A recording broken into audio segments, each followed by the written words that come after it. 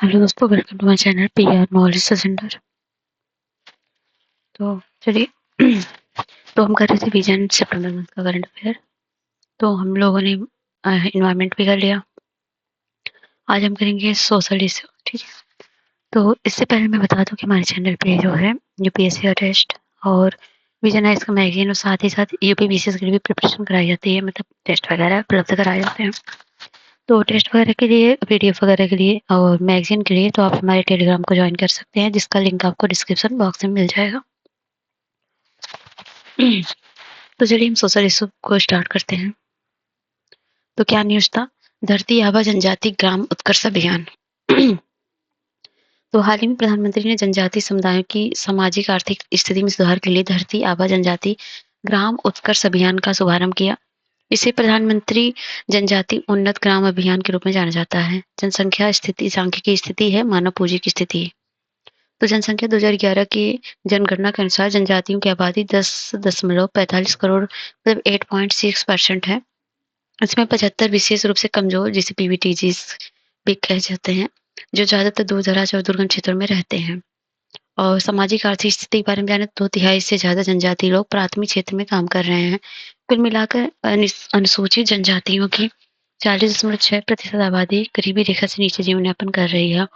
आवश्यक सुविधा तक पहुंच की कमी की बात करें तो अनुसूचित जनजातियों के क्षेत्रों में 44% ग्रामीण परिवारों के पास अब तक नल कनेक्शन नहीं है। जनसांख्यिकी इनकी जनसंख्या का लगभग 90% हिस्सा ग्रामीण, पहाड़ी और वन क्षेत्रों में निवास करता है। प्रजनन क्षमता, प्रजनन दर घट रही है। कुल प्रजनन दर जो है 2.5% है, मतलब 2.5% नहीं 2.5 है, जो प्रतिस्थापन स्तर 2.1 के करीब है। लिंगानुपात है, जनजाति समुदाय में लिंगानुपात 1000 मतलब पुरुषों में 990 महिला है। इस तरह अनुसूचित जनजातियों के बीच लिंग अनुपात अखिल भारतीय औसत 933 से बेहतर है। बाल लिंग अनुपात है 2001 से 972 से घटकर हो चुका है 2011 में 957।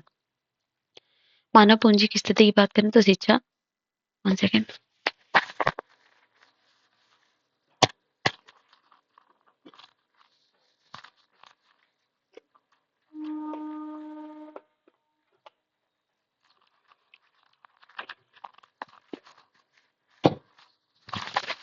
तो इसमें अनुसूचित केवल 35% लोग ने ही प्राथमिक शिक्षा प्राप्त की है, जबकि 2% से कम लोगों ने उच्चतर शिक्षा प्राप्त की है। और सकल नामांकन अनुपात क्या है? उच्चतर प्राथमिक स्तर पर 2013-14 में 91.3 से बढ़कर 2021-22 में 98 हो गया है। उच्चतर शिक्षा के स्तर में 2014-15 में 13.7 से बढ़कर 2020-21 में 18.9 हो गया है। अनुसूचित जनजातियों के लोगों की जीवन प्रत्याशा 63.9% है, जबकि औसत आबादी की जीवन प्रत्याशा 67 वर्ष है।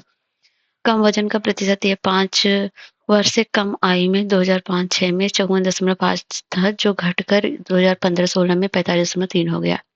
संस्थागत प्रसव है, ये 2005 और 6 के 17.7% से बढ़कर 2019-21 में 82.3% हो गया है। शिशु मृत्यु दर 2005-6 में 62.1 से घटकर 2019-21 में 41.6 हो गई है। बीमारियों का तिहरा बोझ, कुपोषण, मलेरिया और टीबी जैसी संक्रामक बीमारियां, कैंसर, उच्च रक्तचाप, मधुमेह जैसी गैर संचारी बीमारियां तथा मानसिक बीमारियों और विशेष रूप से नशे की लत आदि देखी जा रही है। कुपोषण है, एनएफएचएस आचार में ठीकनापन और दुबलापन और कम वजन की व्यापकता है, क्रमशः है 43.8%, 27.4%, 45.3%, जो कि एनएफएचएस 5 से क्रमशः 40.9% और 23.2%, 39.5% हो गई है। टीबी अनुपातिक रूप से प्रति जो है 1 लाख आबादी में टीबी के 703 मामले थे, जबकि गैर जनजातीय आबादी में 256 मामले थे। अनुवांशिक विकार है, प्रत्येक 86 जन्मों में से एक में सिकल सेल रोग पाया जाता है। अन्य प्रचलित अनुवांशिक बीमारियों में थैलेसीमिया, ग्लूकोज 6 फास्फेट डिहाइड्रोजनेस की कमी शामिल है। बुनियादी ढांचा की बात करें तो 31 मार्च 2015 तक अखिल भारतीय स्तर पर अनुसूचित जनजातियों के क्षेत्रों में 6,796 स्वास्थ्य उपकेंद्र और 1,267 प्राथमिक स्वास्थ्य केंद्र और 309 सामुदायिक स्वास्थ्य केंद्र से कमी थी।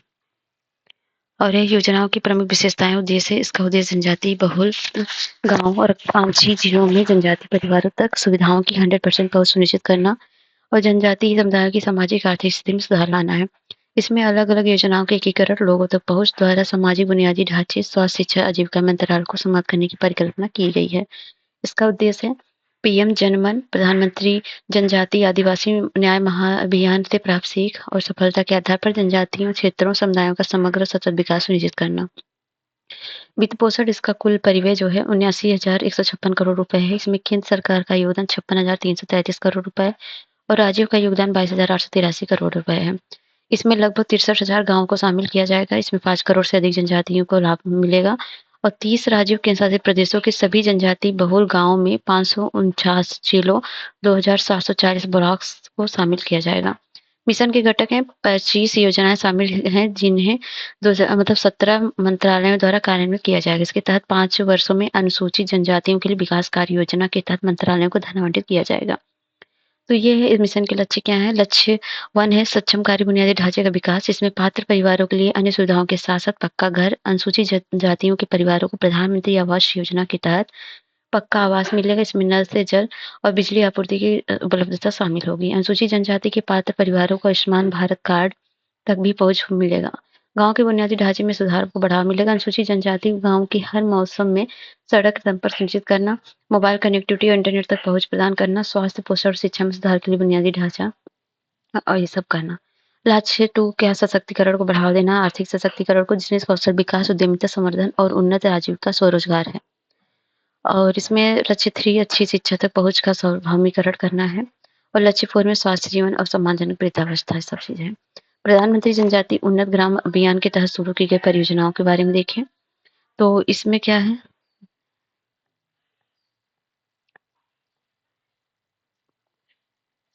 ये इसमें जो है ट्राइबल होम स्टे जो कि पर्यावरण मंत्रालय द्वारा स्वदेश दर्शन योजना के तहत जनजातीय क्षेत्रों की पर्यटन की क्षमता को बढ़ावा देने के लिए 1,000 होम स्टे को बढ़ावा दिया जाएगा।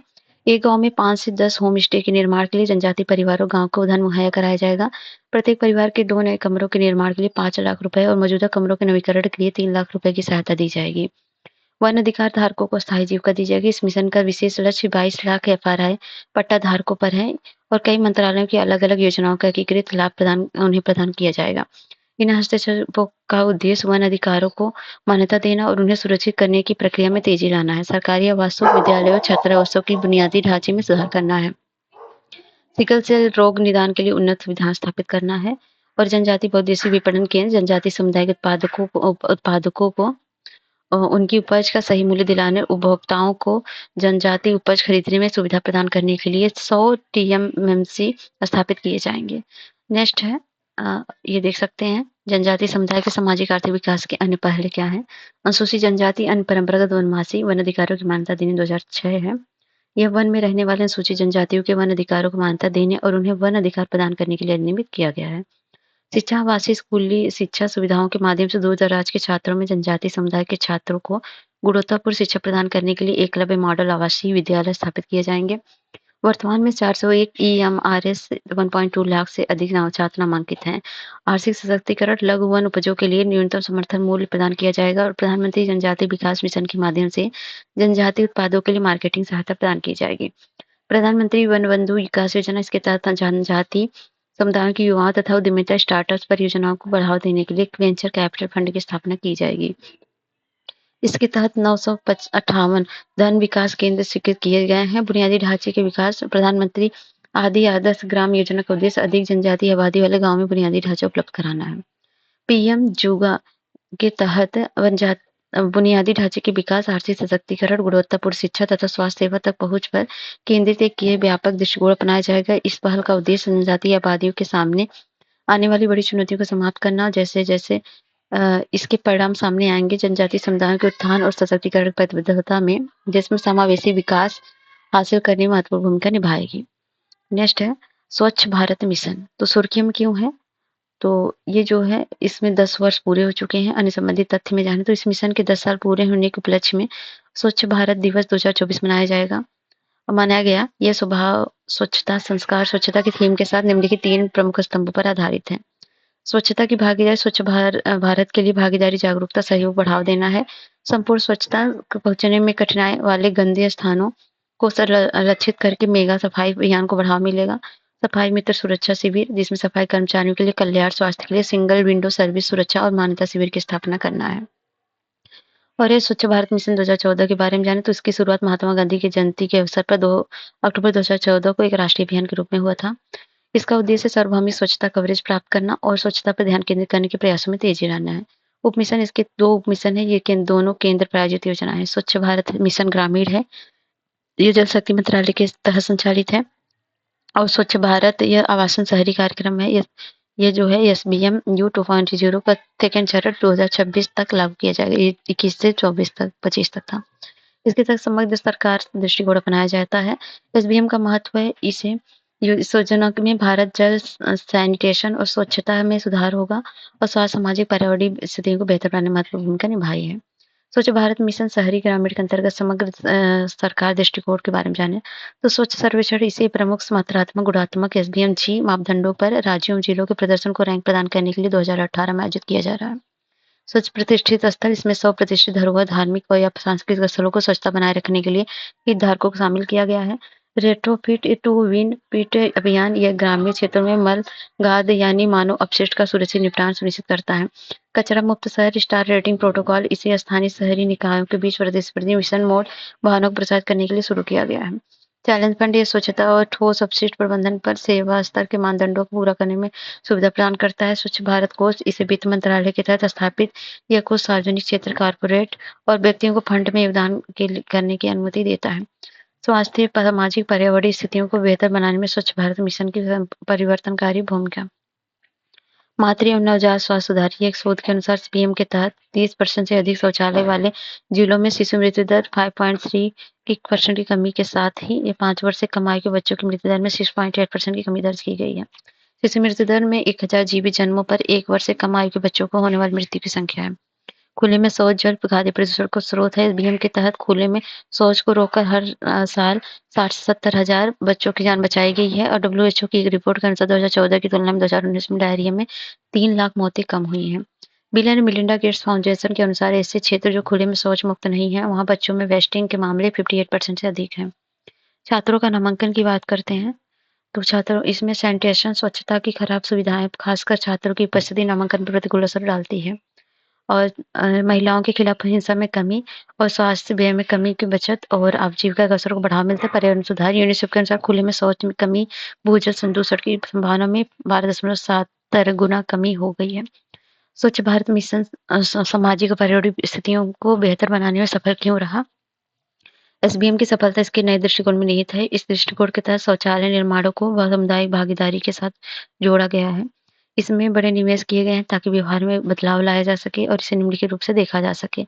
इसके तहत सरकारी अधिकारियों, फ्रंटलाइन कर्मचारियों, स्वयंसेवका और समुदायों के लिए स्वच्छता निर्माण और प्रशिक्षण कार्यक्रमों में निवेश किया गया है। प्रभावी अपशिष्ट प्रबंधन के लिए उपचार संयंत्रों और पुनर्चक्र केंद्रों के साथ साथ अपशिष्ट पृथक्करण, संग्रह, परिवहन और निपटान प्रणालियों की स्थापना की गई है। नागरिक जुड़ाव और निगरानी के लिए मोबाइल वेब एप्लीकेशन लॉन्च किए गए हैं। राष्ट्रीय वार्षिक ग्रामीण स्वच्छता सर्वेक्षण के माध्यम से प्रगति का आकलन किया गया है। स्वच्छ भारत मिशन संबंधित मुद्दे हैं: व्यवहार में बदलाव की चुनौती, बुनियादी ढांचे की कमी, जल की उपलब्धता, जिसे जिन राज्यों में शौचालय में जल की उपलब्धता कम है वहाँ खुले में शौच अधिकता है। वित्त पोषण, इसके तहत बजटीय आवंटन 2017-18 में लगभग 16,000 करोड़ था, जो घटकर 2024-25 में 7,000 करोड़ हो गया है। ठोस और तरल अपशिष्ट प्रबंधन की चुनौतियां, विशिष्ट अपशिष्ट पृथक्करण की कमी और आबादी का बिखरे हुए पैटर्न बसावट के चलते आर्थिक रूप से व्यवहार्य बाजार आधारित समाधान लाना कठिन हो जाता है। आगे की राह में व्यवहार में बदलाव को बढ़ावा, व्यापक जागरूक अभियान जैसे उपायों के माध्यम से व्यवहार परिवर्तन को बढ़ावा दिया जाना चाहिए। मिशन के तहत आईसी का उपयोग ठोस तरल अपशिष्ट प्रबंधन के बारे में जागरूकता को बढ़ावा देने के लिए प्रभावी ढंग से किया जाना चाहिए। मानक बुनियादी ढांचे का निर्माण प्रभावी स्वच्छता के लिए नोडल एजेंसियों द्वारा सुनिश्चित किया जाना चाहिए कि मानव गुणवत्ता कच्चे माल का उपयोग किया जाए। पानी की उपलब्धता, अब तभी गांव में खुले में शौच से मुक्त का दर्जा प्राप्त करने के लिए शौचालयों के निर्माण के साथ पानी की उपलब्धता को प्राथमिकता दी जानी चाहिए। विश्वसनीय डेटा तक पहुंच, संस्थागत तंत्र के माध्यम से या पुनर्सर्वेक्षण द्वारा खुले में शौच मुक्त घोषित गांव, शहरों की जानकारी निरंतर अंतराल या सटीकता रूप में एकत्र की जानी चाहिए। अब वही शेष राशि का उपयोग करना चाहिए। केंद्र सरकार के हिस्से का समयबद्ध आवंटन करना चाहिए। आयुष्मान भारत प्रधानमंत्री जन आरोग्य योजना, तो हाल में केंद्रीय मंत्रिमंडल ने आयुष्मान भारत प्रधानमंत्री जन आरोग्य योजना के तहत वरिष्ठ नागरिकों के लिए स्वास्थ्य कवर को मंजूरी दी है। योजना के विस्तार संबंधित वितरण क्या है?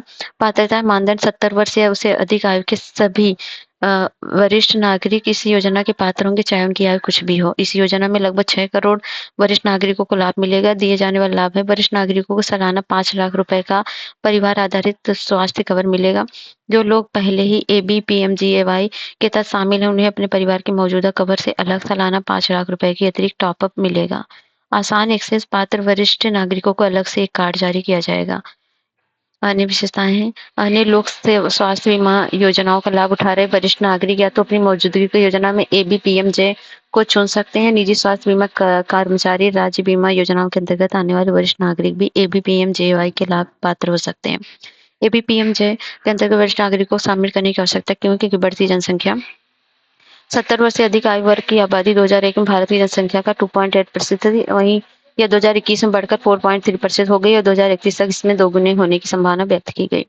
बुजुर्ग आबादी हेतु पर्याप्त सुरक्षा तंत्र। बुजुर्ग आबादी 60 वर्ष से अधिक आयु के लगभग 1/5 हिस्से को ही स्वास्थ्य बीमा कवर दिया गया है। भारत में बुजुर्ग आबादी की देखभाल में सुधार में नीति आयोग के एक अध्ययन के अनुसार लगभग 78% लोगों को ही किसी तरह के पेंशन का लाभ नहीं मिल रहा है। लगभग 70% बुजुर्ग व्यक्ति रोजमर्रा के भरण पोषण के लिए अपने परिवार विस्तार पर निर्भर हैं। आयुष्मान भारत प्रधानमंत्री जन आरोग्य योजना 2018 के बारे में जाने। तो मंत्रालय स्वास्थ्य एवं परिवार कल्याण मंत्रालय योजना का प्रकार आयुष्मान भारत मिशन के तहत केंद्र प्रायोजित योजना है। योजना की पृष्ठभूमि पीएमजेवाई को पहले राष्ट्रीय स्वास्थ्य सुरक्षा योजना के रूप में जाना जाता है। इसे 2008 में शुरू की गई राष्ट्रीय स्वास्थ्य बीमा योजना को शामिल कर लिया गया। योजना का उद्देश्य इसका उद्देश्य गरीब और कमजोर समूहों पर गंभीर बीमारियों के कारण अस्पताल में अधिक खर्चे से उत्पन्न होने वाले वित्तीय बोझ को कम करना और गुणवत्तापूर्ण स्वास्थ्य सेवाओं तक उनकी पहुंच सुनिश्चित करना है। सार्वभौमिक स्वास्थ्य कवरेज को प्राप्त करना भी इनका उद्देश्य है। योजना का लक्ष्य है इसमें 12 करोड़ परिवारों को शामिल किया गया। इसमें आबादी के लगभग 44% लोग की प्राथमिकता दी गई है। वित्त पोषण केंद्र सरकार द्वारा 100% वित्त पोषित है योजना है। केंद्र और राज्य द्वारा वित्त पोषण का अनुपात 60 और 40 है। बिना विधानमंडल वाले केंद्र शासित प्रदेशों में इसका 100% है, जबकि विधानमंडल वाले केंद्र प्रदेशों के लिए योगदान 60-40 का है। कार्यान्वयन एजेंसियां हैं। इसका कार्यान्वयन राष्ट्रीय स्वास्थ्य प्राधिकरण द्वारा किया जा रहा है। एनएचए एक स्वायत्त निकाय है। इसकी अध्यक्षता केंद्रीय स्वास्थ्य परिवार कल्याण मंत्रालय द्वारा की जाती है। राज्य सरकार द्वारा नियुक्त मुख्य कार्यकारी अधिकारी की अध्यक्षता में स्वास्थ्य प्राधिकरण इसका कार्यान्वयन करता है। जिला स्तर पर इसका कार्यान्वयन जिला कार्यान्वयन इकाई द्वारा किया जाता है। इसकी अध्यक्षता जिले डीसी डीएम कलेक्टर करते हैं। सामाजिक आर्थिक जातिगत जनगणना 2011 के माध्यम से पहचाने गए परिवार इसके लाभार्थी हैं। साथ ही वे परिवार भी इसके लाभार्थी होंगे जो राष्ट्रीय स्वास्थ्य बीमा योजना के अंतर्गत आते थे, लेकिन सैक्ट 2011 का हिस्सा नहीं थे। आयुष्मान भारत प्रधानमंत्री जन आरोग्य योजना के प्रमुख घटक है आयुष्मान आरोग्य मंदिरों की स्थापना। इसके तहत 1,50,000 एएम की स्थापना की जाएगी। वो पूर्व में आयुष्मान भारत स्वास्थ्य और कल्याण केंद्र के रूप में स्थापित थे। इसका उद्देश्य लोगों को ऐसी व्यापक प्राथमिकता स्वास्थ्य सेवा प्रदान करना है जो सार्वभौमिक और निःशुल्क होगी। इसके तहत मातृ और शिशु स्वास्थ्य सेवाओं के अलावा गैर संचारी रोगों, पैलिएटिव रिहैबिलिटेशन स्वास्थ्य सेवाओं, ओरल नेत्र और ईएनटी देखभाल, मानसिक स्वास्थ्य आदि के एक्सीडेंट सर्विस प्रदान करने की कल्पना की गई है। तो इसके बाद में एबीपीएमजेवाई की उपलब्धियां देख सकते हैं। स्वास्थ्य देखभाल सेवाओं तक बेहतर पहुंच हुआ है। लगभग 35.4 करोड़ से अधिक आयुष्मान कार्ड जारी किए गए हैं। 30,529 अस्पतालों सरकारी निजी को मिलाकर सफलतापूर्वक पैनल में शामिल किया जा चुका है। 7.79 करोड़ रोगियों को अस्पताल में भर्ती होने के बाद उनके स्वास्थ्य खर्चों का बिल भरा जा चुका है। स्वास्थ्य देखभाल के बोझ में कमी आई। स्वास्थ्य देखभाल पर आउट ऑफ पॉकेट बीएमए 21% कमी आई है। स्वास्थ्य संबंधी खर्चों के हेतु के लिए आपातकालीन ऋणों की घटनाओं में 8% कमी आई है। लैंगिक देखभाल समानता 49% आयुष्मान कार्ड महिलाओं को जारी किए गए हैं। 3.61 करोड़ महिलाएं रोगियों के अस्पताल में भर्ती होने के बाद उनके स्वास्थ्य खर्चे का बिल भरा जा चुका है। तो ये है आयुष्मान भारत प्रधानमंत्री जन आरोग्य चुनौतियां क्या है? तो लाभार्थी डेटाबेस में त्रुटियां हैं, खराब बुनियादी ढांचा है, वित्तीय अनियमितताएं हैं और कार्यान्वयन में देरी है, मास्टर डेटा की अनुपस्थिति है।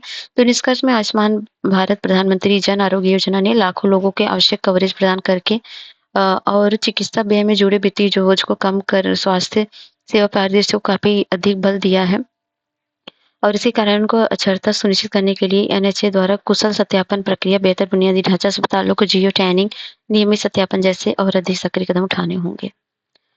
और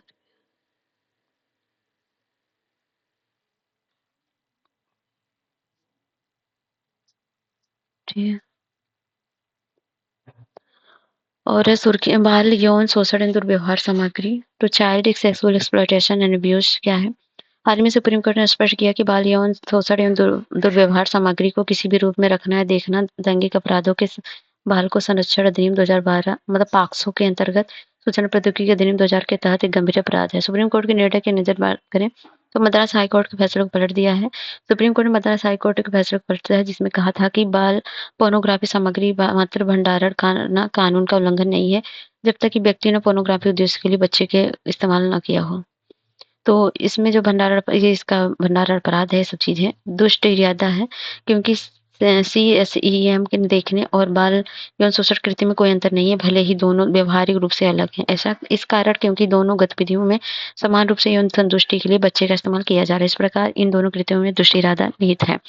मौलिक अधिकारों का उल्लंघन सुप्रीम कोर्ट ने सीएसईएम को बच्चों के मौलिक अधिकार विशेष रूप से सम्मान के साथ जीने के अधिकार का उल्लंघन माना है। शब्दावली में बदलाव सुप्रीम कोर्ट ने देश भर की अदालतों को निर्देश दिया कि वो चाइल्ड पोर्नोग्राफी शब्दावली का इस्तेमाल न करें। इसकी बजाय child sexual exploitative and abuse material यानी बाल यौन शोषण दुर्व्यवहार सामग्री शब्दावली का इस्तेमाल करें। तो इसके प्रभाव का देखें मानसिक आघात होता है। यह अवसाद, चिंता, मनोविज्ञान विकार के रूप में प्रकट हो सकता है। पीड़ितों को लोगों को द्वारा हेय दृष्टि से देखने में उनमें लज्जित होने वाली अपराध बोध और मूल्य रहित होने की भावनाएं बढ़ने लगती हैं। बच्चे का अमानवीकरण यहाँ जहाँ बच्चे को उपभोग की जाने वाली वस्तु के रूप में देखा जाता है। सामाजिक प्रभाव इसमें घोर सामाजिक कलंक और अलगाव शामिल है। आर्थिक प्रभाव इसमें कम शैक्षणिक उपलब्धि, रोजगार पाने में कठिनाई और आर्थिक कठिनाई आती जाते हैं। सुप्रीम कोर्ट के सुझाव में यौन शिक्षा को बढ़ावा देना, व्यापक यौन शिक्षा कार्यक्रमों को लागू करना चाहिए जिसमें चाइल्ड पोर्नोग्राफी कानूनी नैतिक प्रभावों के बारे में जानकारी शामिल हो। इस कार्यक्रम में युवाओं को सहमति और शोषण के प्रभाव की स्पष्ट समझ मिलनी चाहिए। कोर्ट में झारखंड में उड़ान कार्यक्रम जैसे सफल यौन शिक्षा कार्यक्रम बढ़ावा में जोर देना चाहिए। समिति का गठन करना चाहिए, सहायता पुनर्वास पर ध्यान देना चाहिए, युवाओं में समस्यात्मक एवं दुर्व्यवहार की शुरुआती पहचान और उन्हें हस्तक्षेप ऐसे युवाओं की समय रहते पहचान करनी चाहिए और उनके सुधार की रणनीतियां लागू करनी चाहिए। सरकार के दायित्व पर जोर, पॉक्सो केंद्र और राज्य सरकारों को उपाय करने तथा सुनिश्चित करने के लिए बाध्य करना चाहिए।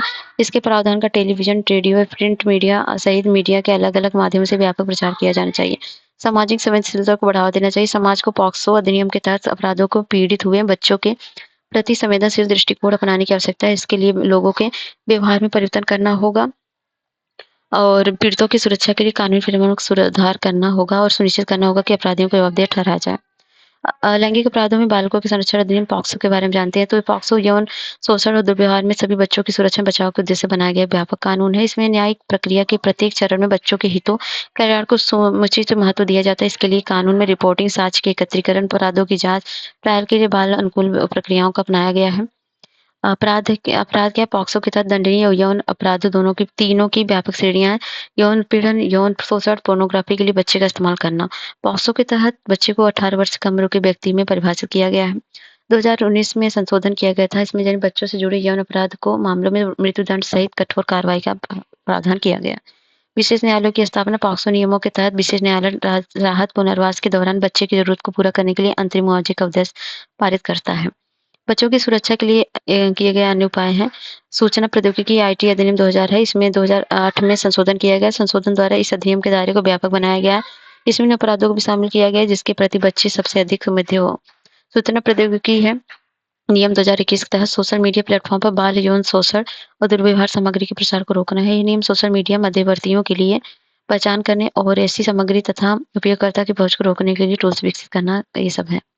नेक्स्ट है निष्कर्ष। सुप्रीम कोर्ट का निर्णय भारत में बाल यौन शोषण संबंधी कानूनी परिदृश्य में महत्वपूर्ण दर्शाता है और कोर्ट ने बाल यौन शोषण दुर्व्यवहार सामग्री के मात्र भंडारण को भी अपराध घोषित करके बच्चों के लिए कानूनी सुरक्षा का विस्तार करने के लिए बाल सुरक्षा नियमों के अधिक मजबूत प्रवर्तन के लिए रास्ता तैयार किया है। एफएटीसीएस इंडिया चाइल्ड प्रोटेक्शन द्वारा जारी एक रिपोर्ट के अनुसार बलात्कार के मामलों में पॉक्सो अधिनियम के संबंधित मामलों को निपटाने में फास्ट ट्रैक कोर्ट्स अधिक कुशल है। फास्ट ट्रैक कोर्ट्स के बारे में जाने तो 2019 में फास्ट ट्रैक कोर्ट्स योजना बनाई गई ताकि देश भर में फास्ट ट्रैक कोर्ट्स और विशेष पॉक्सो न्यायालयों की स्थापना की जा सके।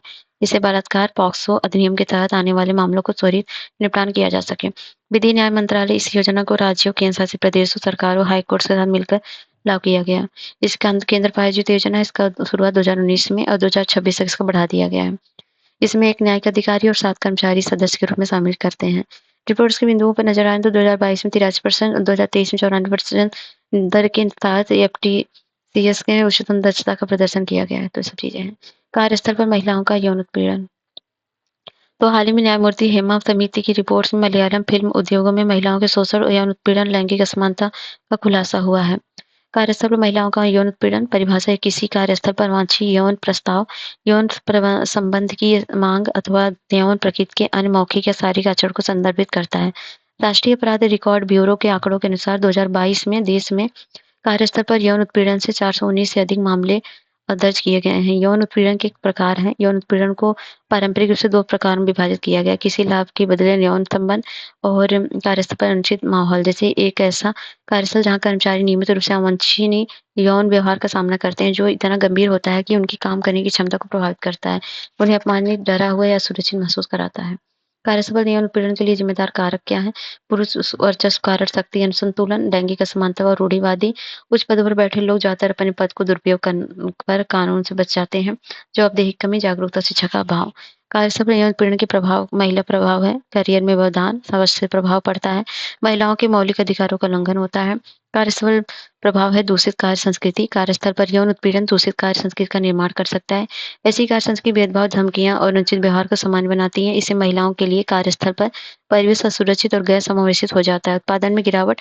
यौन उत्पीड़न अक्सर संगठनात्मक दक्षता और वित्तीय प्रदर्शन को दुष्प्रभावित करता है। समाज पर प्रभाव। लैंगिक असमानता को बढ़ाएगा, महिलाओं के आंदोलन में कम भागीदारी होगी। कार्यस्थल पर यौन उत्पीड़न को रोकने के लिए शुरू की गई पहले हैं विशाखा दिशा निर्देश 1997 में आया था। ये दिशा निर्देश सुप्रीम कोर्ट द्वारा विशाखा बनाम राजस्थान राज्य मामले में जारी किया गया था। पोस अधिनियम से पहले विशाखा दिशा निर्देश भारत में कार्यस्थल पर महिलाओं के यौन उत्पीड़न को रोकने की दिशा में महत्वपूर्ण कदम था। महिलाओं कार्यस्थल पर लैंगिक उत्पीड़न तो अधिनियम 2013 है। इसका उद्देश्य कार्यस्थल पर महिलाओं के यौन उत्पीड़न की घटनाओं को रोकना और उनका समाधान करना है। साथ ही ऐसे उत्पीड़न संबंधी शिकायतों से निवारण के लिए तंत्र प्रदान करना है। यौन उत्पीड़न इलेक्ट्रॉनिक बॉक्स है, सी बॉक्स जिसे बोलते हैं। ये कार्यस्थल पर होने वाले यौन उत्पीड़न संबंधी शिकायतों को दर्ज करने के लिए एक ऑनलाइन शिकायत प्रबंधन प्रणाली है। इसे महिला एवं बाल विकास मंत्रालय 2017 में लॉन्च किया गया था। महिलाओं के खिलाफ सभी प्रकार के भेदभाव के उन्मूलन पर समय एक अंतर्राष्ट्रीय सभी समय है जो यौन उत्पीड़न के खिलाफ सुरक्षा और गरिमा के साथ काम करने के अधिकार को सार्वभौमिक मानवाधिकार के रूप में मान्यता देता है। भारत में 1993 समय की पुष्टि की थी। अनेक पहलों के बावजूद यौन उत्पीड़न जारी रहने के लिए उत्तरदायी कारक क्या है? बदला लेने के भय के कारण मामला कम रिपोर्टिंग, आंतरिक शिकायत समिति का गठन न होना, औपचारिक क्षेत्र में महिलाओं के लिए सीमित संसाधन, जागरूकता का अभाव। आगे की राह में पोस्ट अधिनियम के कार्यान्वयन को सुदृढ़ बनाना चाहिए। कार्यस्थल पर लैंगिक समानता को बढ़ावा देना चाहिए। सिविल सोसाइटी समूह का सहयोग करना चाहिए। हेमा समिति की सिफारिशें थी सिनेमा हॉलों में महिलाओं का चरित्र चित्रण, फिल्मों में उन्हें सिविल सेवक, राजदूत, नेता जैसे सरकारी पदों पर आसीन व्यक्तियों के रूप में चित्रित करना चाहिए। लैंगिक जागरूकता प्रशिक्षण कार्यक्रम की शुरुआत करना चाहिए और महत्वपूर्ण पुरुषत्व और स्त्रीत्व को भी परिभाषित करना चाहिए। महिला नेतृत्व वाले स्वयं सहायता समूह लखपति दीदी क्या है? तो हाल ही में प्रधानमंत्री ने महाराष्ट्र के जलगांव में आयोजित एक समारोह में 11 लाख लखपति दीदियों का सम्मान जो है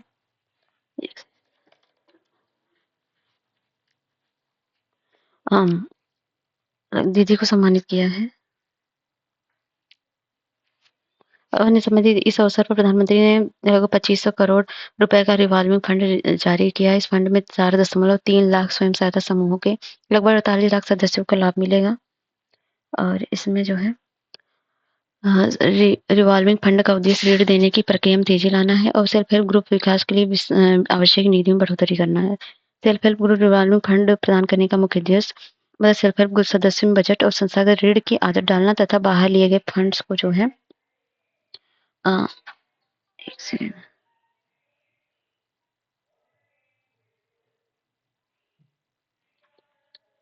एक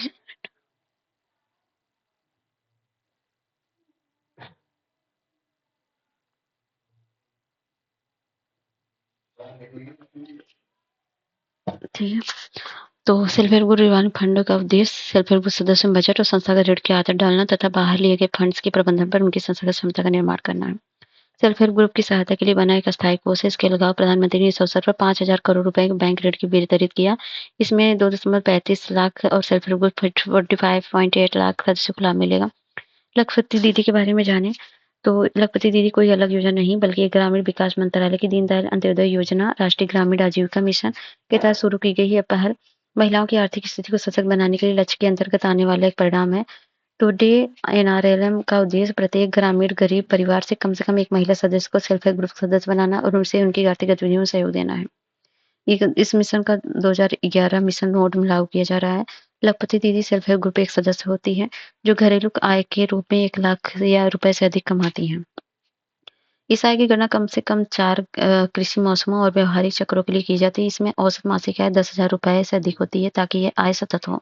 इस योजना को 2023 में शुरू किया गया। इसका उद्देश्य है 3 करोड़ लखपति दीदी बनाना इसका लक्ष्य है।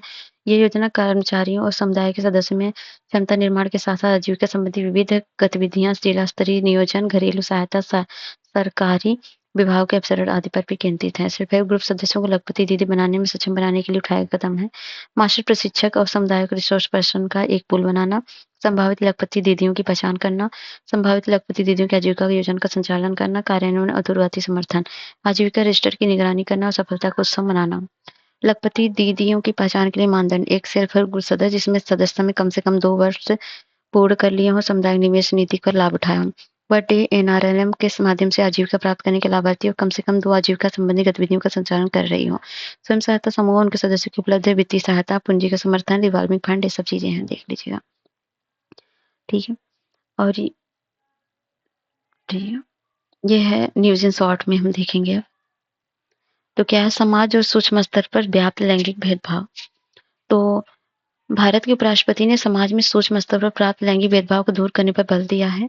उपराष्ट्रपति के अनुसार प्रत्यक्ष रूप से वाले लैंगिक भेदभाव जैसे जेंडर अनुकूलन और संरचना का अभाव आदि उन्मूलन हो गया है, परंतु इस भेदभाव ने अब सूक्ष्म रूप धारण कर लिया है। सूक्ष्म स्तर पर लैंगिक भेदभाव उन दृष्टिकोण और व्यवहारों के माध्यम से प्रकट होते हैं जो पहली नजर में जेंडर अनुकूल लग सकते हैं, परंतु वास्तव में वे जेंडर आधारित पारंपरिक भूमिकाओं को मजबूत बनाने और समानता बनाए रखने में योगदान करते हैं।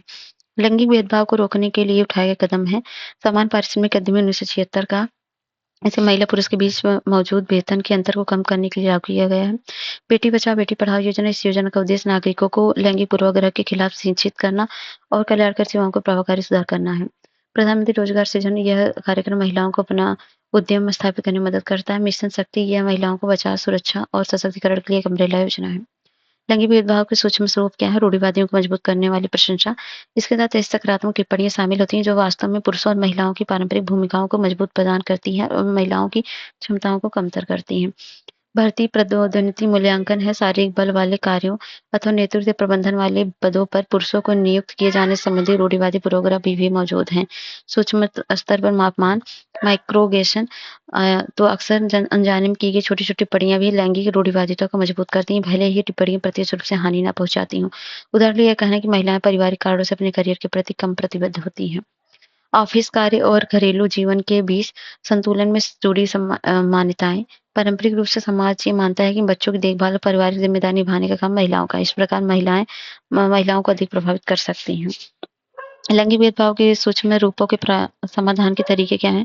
जेंडर को उजागर किए बिना उम्मीदवार का मूल्यांकन। उदाहरण के लिए नौकरी हेतु आवेदन में शारीरिक माप या लक्षणों की मांग न की जानी चाहिए।